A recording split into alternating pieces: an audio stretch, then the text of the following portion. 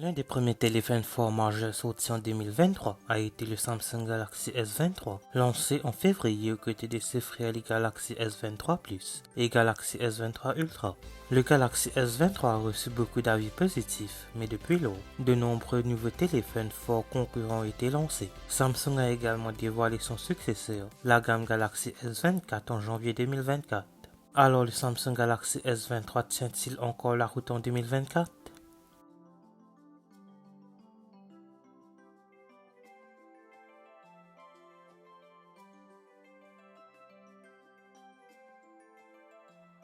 De nos jours, il semble que chaque smartphone majeur que vous voyez ou entendez parler a un écran gigantesque. Il est difficile de trouver une marque qui fabrique des téléphones compacts.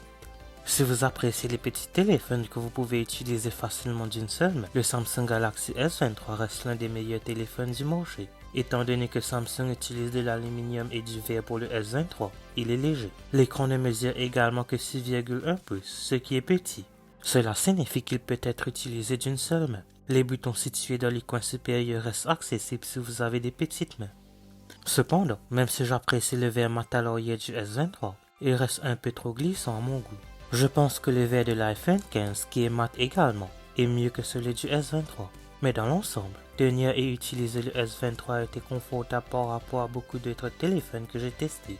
La petite taille est définitivement la meilleure parmi une mer de téléphones géants, et honnêtement, j'aurais aimé qu'il y ait plus de téléphones de cette taille.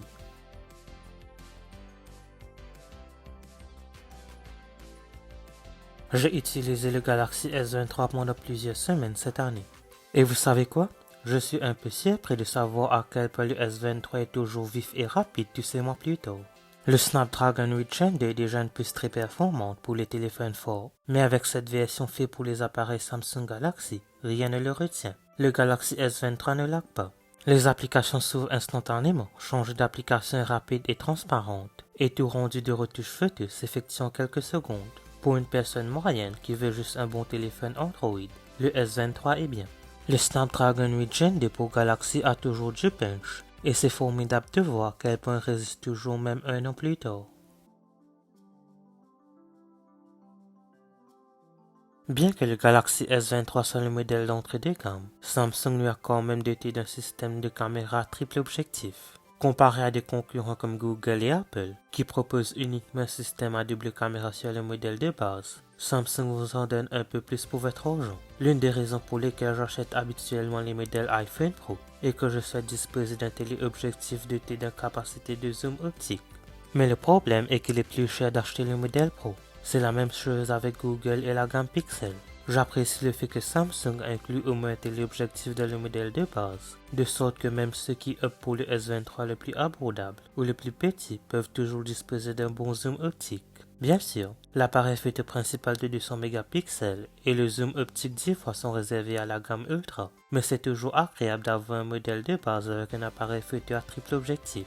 Mon problème avec la prise de photo avec le S23 réside dans la tendance de Samsung à avoir des couleurs et une luminosité sursaturée. Bien que cela fonctionne dans certaines situations, d'autres fois, cela semble trop artificiel à mon goût. Heureusement, Samsung a atténué cela avec la gamme S24.